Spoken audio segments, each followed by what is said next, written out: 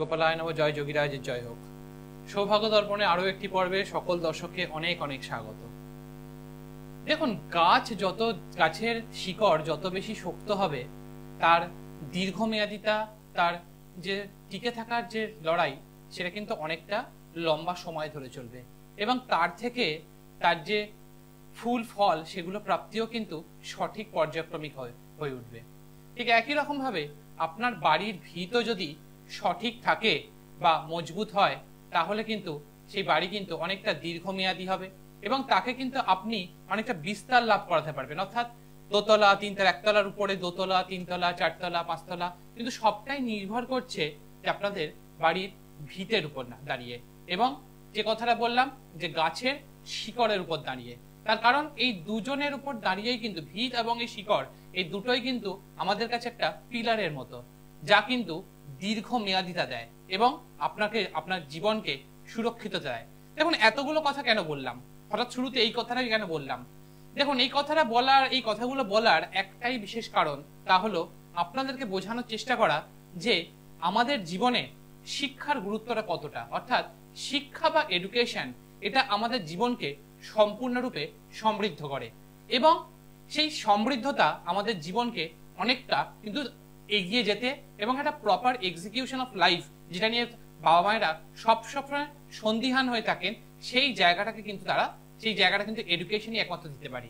দেখুন, এডুকেশন হচ্ছে বা শিক্ষা এমন একটা বস্তু বা এমন জিনিস যা আপনার কাছে সব চিরকালের জন্য থেকে যাবে, যা আপনাকে কেউ কখনো কেড়ে নিতে পারবে না। দেখুন, আপনার কাছে সেটা যদি থাকে, সেটা নিয়ে অনেকে জেলাসি, অনেকে আপনার ক্ষেত্রে দেখবেন অনেকে জেলাসি ফিল করছে। দেখুন, আলটিমেটলি লাভটা কি হবে? আপনার কোনো ক্ষতি হবে না, কিন্তু দেখবেন অপর দিক থেকে আপনাকে কিছু জেলাসি ফিল হতে হচ্ছে এবং সেই জেলাসির কারণে আপনার কিছু ক্ষতি করার চেষ্টা করতে চলে। এরকম ধরনের যখন প্রবলেম ফেস করবেন, তখন বুঝতে হবে যে এইরকম ধরনের যারা করছে তাদের ক্ষেত্রে তারা কিন্তু আপনাকে ভয় পাচ্ছে এবং আপনি আপনার সঠিক ট্র্যাকেই রয়েছেন। দেখুন, এবার জীবনের একটা দ্বিতীয় স্তর, অর্থাৎ মাধ্যমিকের পরেই কিন্তু আরো একটা গুরুত্বপূর্ণ দ্বিতীয় স্তর হলো কিন্তু উচ্চ মাধ্যমিক এবং এই উচ্চ মাধ্যমিকের সময়টাতে এরপর থেকেই কিন্তু আমাদের জীবনের মোড় কিন্তু অনেকটা ঘুরে যায় এবং কেরিয়ার ওরিয়েন্টেশনের যে এরিয়াটা, সেটা কিন্তু ক্রিয়েট হয় এবং এই কেরিয়ার ওরিয়েন্টেশনই আমাদের জীবনকে সঠিক সমৃদ্ধতা দিতে পারে এবং এই কেরিয়ার যে আপনাকে যদি সঠিক কেরিয়ারে আপনি যদি সঠিক সময় সঠিকভাবে এন্ট্রি নিতে পারেন, যা কিন্তু আপনাকে সফলতার একদম চূড়ান্ত পর্যায়ে নিয়ে যেতে পারে। আর এই সেক্টর চুজটাই যদি সঠিক না হয়, তাহলে কিন্তু অবশ্যই তা কিন্তু আপনাকে সেই সফলতার জায়গাটা কিন্তু দিতে পারে না।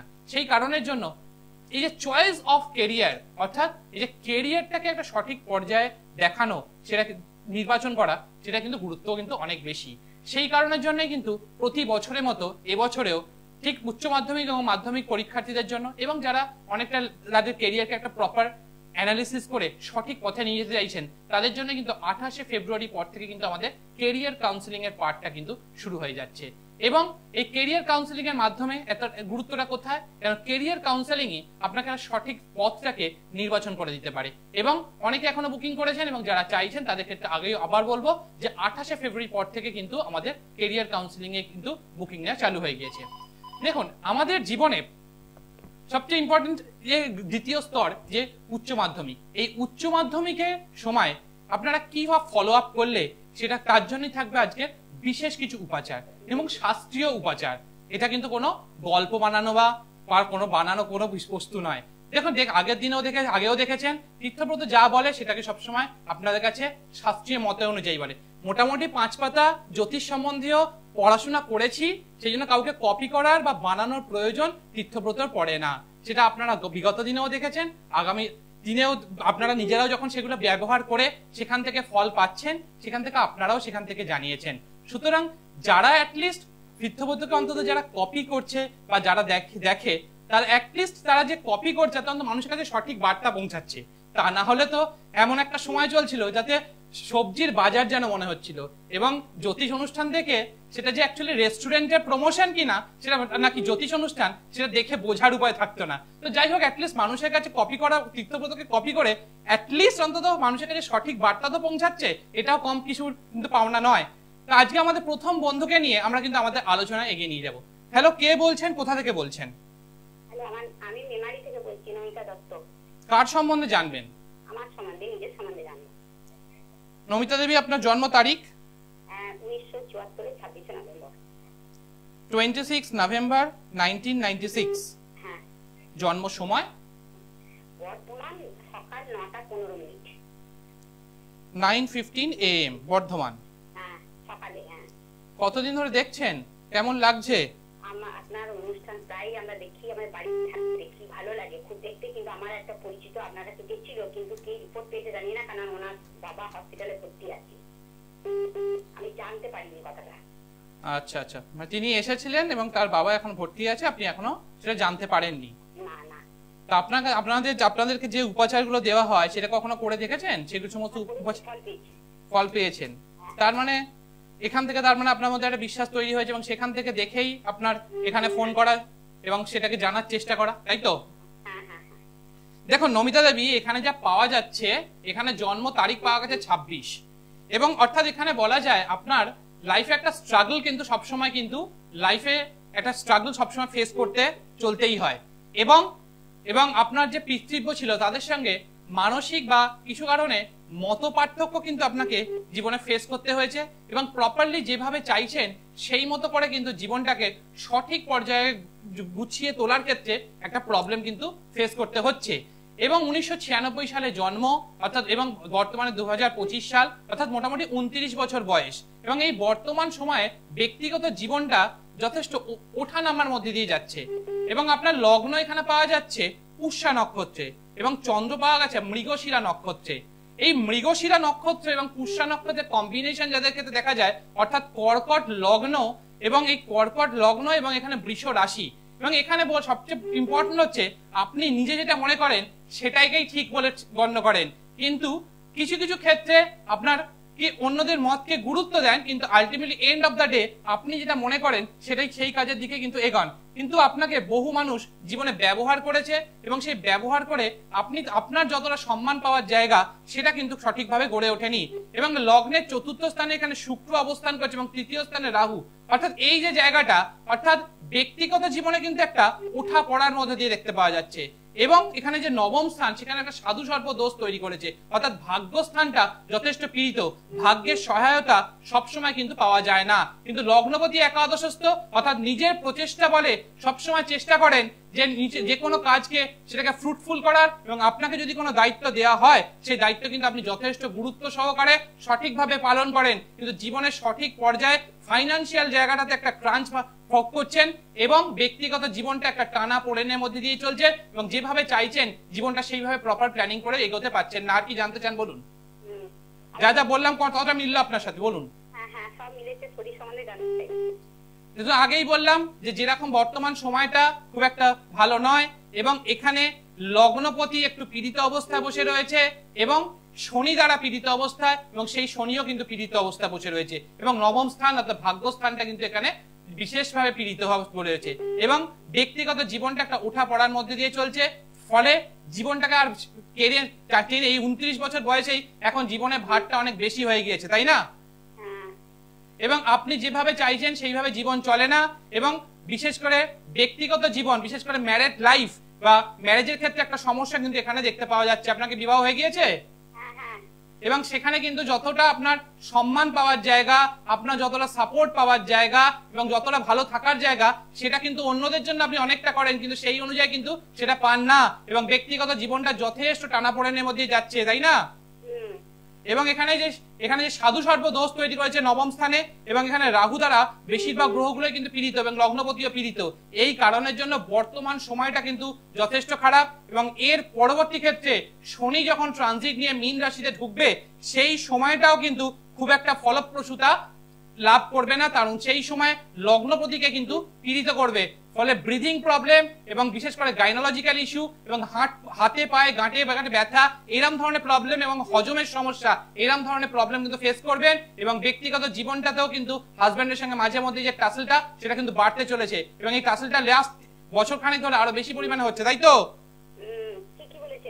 এবং এই জায়গাটার জন্য বলো ভালো কারোর সঙ্গে কনসাল্ট করে একটু রেকটিফিকেশন করুন। এই সাধু সর্বদোষ এই জায়গাটাকে একটু রেকটিফিকেশন করুন, এবং এই যে লগ্নপতি চন্দ্র যে পীড়িত এই জায়গাটাকে রেকটিফাই করুন। লগ্নপতি চন্দ্র পীড়িত মানেই একটা মুক্ত পড়ে ফেললাম সেটা নয়, জ্যোতিষের অনেক ভাগ রয়েছে, সেগুলোকে দেখে দশা অন্তর্দশা দেখে তবে তার সঠিক প্রতিকার করলে তবেই সেখান থেকে ফল পাওয়া যায়। আশা করি বুঝতে পেরেছেন। আপনি কি এর আগে কারোর সঙ্গে কনসাল্ট করেছেন? না স্যার, কারোর সঙ্গে করিনি, তবে আপনার সঙ্গে করব। আমি শেয়ারফিতে যাব। আপনার যেখানে যাকে পছন্দ সেখানে কমিউনিকেট করে এই শনি ট্রানজিটের আগেই যদি সম্ভব হয় ভালো কারোর সঙ্গে কনসাল্ট করে এই জায়গাটাকে রেকটিফাই করুন, তাহলে দেখবেন আপনার শারীরিক এবং ব্যক্তিগত জীবন যেটাকে নিয়ে আপনি একটু বিপর্যস্ত সেই জায়গাটা কিন্তু অনেকটা বেটার থাকবেন। আশা করি বুঝতে পেরেছেন। কিছু টোটকা দেওয়া যাবে না? দেখুন এই জন্মছক অনুযায়ী বর্তমান সময়ে খুব একটা ভালো কিছু ফল এখান থেকে পাওয়া যাবে না টোটকা করে, তবে আপনাকে বলবো যে প্রত্যেক সপ্তাহে মঙ্গলবার দিন অল্প একটু পরিমাণ অল্প কালো চা পাতা কোনো দুস্থ ব্যক্তিকে দান করুন, এবং যে কোনো মাতৃ মন্দিরে মঙ্গলবার দিনকে সম্ভব হলে কাউকে কিছু ভোজন করান। আপনার সামর্থ্য মতো কিছু দান করতে হবে না, কাউকে ভোজন করান, শুধু এইটুকু কাজ করুন, তাহলে দেখবেন অনেকটা বেটার থাকবেন। এবং এই জায়গাতে খুব একটা ভালো কন্ডিশনে কিন্তু এখানে নেই চারটা বর্তমান সময়টা, ফলে এই সময়টাতে যদি একটু প্রপার রেকটিফিকেশন করা যায় তবেই সেখান থেকে তার ফল পাওয়া যাবে। বর্তমান সময়ে কিন্তু আগামী যে মার্চ মাসের পর থেকে প্রবলেমেটিক এরিয়াটা আরো ইনক্রিজ করবে এবং ব্যক্তিগত জীবনটা কিন্তু আরো টালমাটালের মধ্যে দিয়ে যাবে। আশা করি বুঝতে পেরেছেন।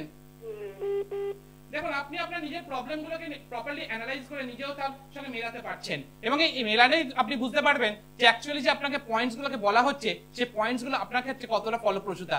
দেখুন একটা উপাচার, আমি আমার অনুষ্ঠানে বারবার ধরেই বলি যে উপাচারই কখনো নয় আলটিমেট রেজাল্ট দিতে পারে না। উপাচার আপনার জীবনকে কিছুটা সমৃদ্ধতা দেয় এবং কিছু 15 to 20% রেজাল্ট দেয়, এবং দীর্ঘস্থায়ী প্রতিকারই একমাত্র কিন্তু দীর্ঘস্থায়ীতা আপনাকে যে কোনো সমস্যা থেকে বের করে আনতে পারে। এবং সেই কারণের জন্য সঠিক সময়ে সঠিক প্রতিকার যদি হয় তবেই সেখান থেকে তার রেজাল্ট কিন্তু পাওয়া যাবে।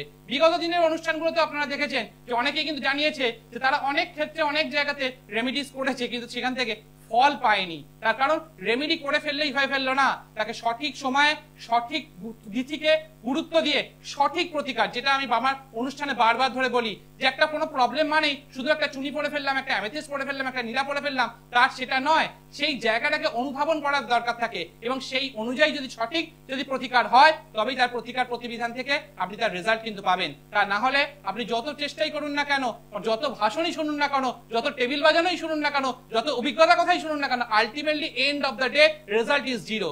সুতরাং একটা প্রপার অ্যানালিসিস, একটা প্রপার গাইডেন্স, যেটা আমি আমার অনুষ্ঠানে বারবার ধরে বলি, শুধু প্রেডিকশন নয়, জ্যোতিষকে জীবনের সঙ্গে অঙ্গাঙ্গি ভাবে তাকে একসঙ্গে জুড়ে নিন এবং গাইডলাইন ফলো করুন, এবং গাইডলাইন অনুযায়ী যদি এক্সিকিউট করতে পারেন তাহলে সেই ক্ষেত্রে সবসময় ফল পাওয়া যাবে। দেখুন a+b হোল স্কয়ারের ফর্মুলা কোনোদিন a² + 2ab + b² বাইরে কোনোদিন হতে পারে না। সুতরাং প্রপার যদি তার সূত্রকে যদি সঠিকভাবে প্রয়োগ করা যায়, জ্যোতিষ কখনো ভুল রেজাল্ট দিতে পারে না, তার আলটিমেট রেজাল্টটাই সে কিন্তু সবসময় দিয়ে যায়। আজকের যে আমাদের আলোচনা, যে এই যে উচ্চ মাধ্যমিক যে পরীক্ষার্থী যারা রয়েছে তাদের ক্ষেত্রে যে আজকে যে আলোচনা আমার চলছে, আমাদের দ্বিতীয় বন্ধুকে নিয়ে আমি আলোচনায় ফিরবো। দ্বিতীয় ফোনে পর কিন্তু আজকে আর কোনো ফোন নেব না। কে বলছেন, কোথা থেকে বলছেন? নমস্কার, আমি প্রদীপ দত্ত রাইডিং থেকে বলছি। কবিরবাবু কার সম্বন্ধে জানবেন? নিজের সম্পর্কে জানতে চাই। জন্ম তারিখ? 26/3/1996। 26/3/1996। জন্ম সময়? রাত্রি 12টার পর ওরকম বললে চলবে না। 12টার পর একটাও হয়, দুটো হয়, 12:30 হয়, 12:40 হয়, দুটো হয়, তিনটে হয়, একটা স্পেসিফিক টাইম বলতে হবে। ধরুন বলে কোনো কিছু হয় না। আমি আবারও বলবো হেল্পলাইনকে যে যখন এরকম ধরনের ফোন দেবেন তাদের ক্ষেত্রে বলবো যে অবশ্যই একটু টাইমটা শুনে তারপরে পাঠাবেন, তার কারণ সঠিক বিষয় যদি না হয় তাহলে সেখান থেকে কিন্তু তার কখনো রেজাল্ট কিন্তু আপনারা কখনোই মেলাতে পারবেন না। সেই জন্য ফোনটা কাটতে বাধ্য হলাম। যারা অনুষ্ঠান দেখছেন, যারা ফোন করতে চাইছেন, তাদেরকে আমি অবশ্যই বলবো জন্ম সময়, জন্ম তারিখ এবং জন্মস্থান এটা একটু আগে থেকে লিখে রাখুন, কারণ অনেক সময় ফোন পেয়ে গেলে আপনারা একটু হেজিটেট হয়ে পড়েন, একটু আপনারা কিছুটা পরিমাণ টেনশনে পড়ে যান। সেই কারণে আগে থেকে ব্যাপারটাকে দেখে নিয়ে আগে সেই মতো করে বলবেন, তাহলে আমাদের অ্যানালিসিস, যারা আমরা অ্যানালিসিস করি তাদের ক্ষেত্রে কিন্তু সঠিকভাবে সেই জায়গাটাকে আপনাদের কাছে সঠিক তথ্য তুলে দিতে সুবিধা হয়। দেখুন আপনার জন্ম সময় যদি সঠিক না হয় তাহলে কিন্তু কোনো অ্যানালিসিসও যেমন মিলবে না, সেরকম আপনাকে যে এক্সিকিউশনটা দেওয়া হবে সেই এক্সিকিউশনটা কিন্তু ভুল বার্তা পৌঁছাবে। সেই কারণের জন্য সঠিক সময় এবং সঠিক জন্ম তারিখ এবং জন্ম সময় এবং জন্মস্থান এটা খুব গুরুত্বপূর্ণ, এবং এটাকে যদি সঠিক না হয় তাহলে কিন্তু অবশ্যই সেক্ষেত্রে কিন্তু প্রবলেম রয়েছে। যারা যে ক্ষেত্রে এরকম ধরনের প্রবলেম রয়েছে তাদের ক্ষেত্রে বলবো অবশ্যই চেম্বার ভিজিট করবেন, তার কারণ বার্থ টাইমটাকে রেকটিফিকেশন করারও কিন্তু অনেক রকম পদ্ধতি রয়েছে। সেই বার্থ টাইম রেকটিফিকেশন করে আপনার জন্ম তারিখটাকে, জন্ম সময়টাকে সঠিক পর্যায়ে আনা সম্ভব, এবং তার জন্য বৈদিক পদ্ধতি এবং কেপি জ্যোতিষ পদ্ধতি অনেক এক্সিকিউশন আর প্রসিডিওর রয়েছে, কিন্তু তার জন্য অবশ্যই অনেকটা লম্বা সময় লাগে। সেই জন্য যে বন্ধু ফোন করেছেন তার কাছে আমি ক্ষমা চাইবো, যে তার যদি বার্থ টাইম নিয়ে কোনো প্রবলেম থাকে তাকে বলো অবশ্যই ভালো কারোর সঙ্গে যোগাযোগ করুন, অবশ্যই বার্থ টাইমটাকে রেকটিফাই করান, কারণ বার্থ টাইমই কিন্তু আপনাকে আপনার জীবনে সঠিক জায়গাটাকে নিরীক্ষণ দিতে পারে। এবার দেখুন আমাদের যে আজকের আলোচনা চলছিল, এবং এই যে 3 তারিখ থেকে যে আরম্ভ হতে চলেছে উচ্চ মাধ্যমিক পরীক্ষা, এবং এই সময়টাকে যদি লক্ষ্য করা যায় গোচরের যে অবস্থান, সেই গোচরের অবস্থানটা কিন্তু খুব একটা ফলপ্রসূ জায়গা কিন্তু থাকছে না। তার কারণ বেশিরভাগ গ্রহগুলোই কিন্তু রাহু এবং কেতু দ্বারা পীড়িত থাকছে, এবং আমাদের যে শিক্ষার যে মূল কারক গ্রহ, শিক্ষার মূল কারক গ্রহকে বুধ, সেই বুধও কিন্তু এই সময়টা রাহু দ্বারা বিশেষভাবে পীড়িত থাকছে। সুতরাং এই সময়টাতে বিশেষভাবে মেষ রাশি, বৃষ রাশি, কর্কট রাশি, মিথুন রাশি এবং সিংহ রাশি এবং কুম্ভ রাশি, এই যে রাশিগুলোর কিন্তু পড়াশোনার ক্ষেত্রে এই যে সময়টা বা পরীক্ষার যে এক্সিকিউশনটা, এই সময়টাকে কিন্তু একটু বিশেষভাবে সতর্ক কিন্তু থাকতে হবে। তার কারণ এই সময় গোচরের যে অবস্থান এবং এই গোচরগত, এবং দেখুন গোচরের সঙ্গে অবশ্যই আপনার জন্মছকের প্ল্যানেটারি পজিশন এবং দশা অন্তর্দশার যে ইম্প্যাক্টেশন সেটা কিন্তু একটা ফ্যাক্টরাইজেশন অবশ্যই কাজ করবে, কিন্তু গোচরের অবস্থানটাও কিন্তু বিশেষভাবে কিন্তু এখানে কিন্তু গুরুত্বপূর্ণ। তার কারণ এই সময় গোচরস্থ যে গ্রহগুলো রয়েছে সেগুলো কিন্তু বেশিরভাগ ক্ষেত্রে কিন্তু পীড়িত অবস্থায় থাকছে। ফলে এই যে বর্তমান সময় বা প্রত্যেকে আপনারা মিলিয়ে দেখতে পারেন আপনাদের ক্ষেত্রে, বিশেষভাবে সন্তান সন্ততির ক্ষেত্রে, এবং যারা আমার শিক্ষা বন্ধু বান্ধবরা দেখছো, যারা পড়াশোনা করছে ছাত্রছাত্রীরা, তাদের ক্ষেত্রে তারা দেখতে পাবো বিশেষ করে কনসেন্ট্রেশন লেভেলের ক্ষেত্রে একটা প্রবলেম, কনফিডেন্সটা মাঝে মধ্যেই কিন্তু এখানে আপস এন্ড ডাউনস করে।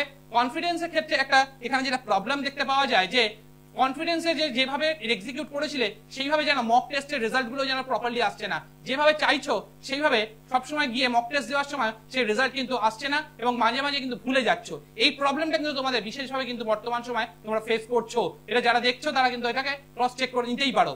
এবং এই যে সময়টা, এই সময়টাকে প্রত্যেকটা রাশিকে বলবো কিন্তু একটা নিজেদেরকে প্রপারলি এই যে এক্সিকিউশনটাকে প্রপার ভাবে রাখার জন্য আমি আজ একটা সুইচ ওয়ার্ডস এর কথা বলবো, এবং সেই সুইচ ওয়ার্ডস যদি রেগুলারলি তোমরা ফলো আপ করতে পারো তাহলে কিন্তু আপনার যে সন্তান সন্ততি তারা এবং যারা ছাত্রছাত্রীরা রয়েছে তারা কিন্তু তোমাদের যে কনফিডেন্স লেভেল এবং যে শার্পনেস সেটা কিন্তু অনেকটা পরিমাণে বাড়বে। তোমাদের যে একটা জলের বটল নেবে, সেই জলের বটলের মধ্যে একটা জল রেখে তার মধ্যে restore care, RESTORE, restore space দিয়ে CARE, কেয়ার, এটাকে লিখে রেখে দিনে 3 বার এই জলটাকে পান করবে, এবং জলটাকে মোটামুটি 40 মিনিট মতো রেখে দেওয়ার পর কিন্তু খাবে, এবং তোমার যতক্ষণ ইচ্ছা যখনই সময় পাবে এই রিস্টোর কেয়ার কথাটাকে কিন্তু বারবার ধরে রিপিটেডলি চ্যান্ট করতে থাকো। তাহলেই দেখবে কিন্তু তোমার যে কনফিডেন্স, তোমার শার্পনেস এবং যে ভুলে যাওয়া যে বিপরীত ব্যবসাটা ছিল তাহলে সেক্ষেত্রে জায়গাটা কিন্তু অনেকটা রেকটিফাই হবে। এবং মায়ের যে বীজ মন্ত্র ওই যতটা সময় পাবে সেই সময় খালি সময় কিন্তু এখানে অবশ্যই তোমাকে পাঠ করতে থাকো। কে বলছেন, কোথা থেকে বলছেন? আমি আরামবাগ থেকে বলছি। কার সম্বন্ধে জানবেন? আপনার নাম? সময় খুব কম, একটু তাড়াতাড়ি বলতে হবে। মেয়ের নাম শাশ্বতী মুখার্জি। কার সম্বন্ধে জানবেন? মেয়ের সম্বন্ধে। হ্যাঁ। শাশ্বতী দেবীর জন্ম তারিখ 19/1/1995, 19 জানুয়ারি 1995। জন্ম সময় রাত্রি 8:50, 8:50 PM। জন্মস্থান কামারপুকুর। কতদিন ধরে দেখছেন অনুষ্ঠান?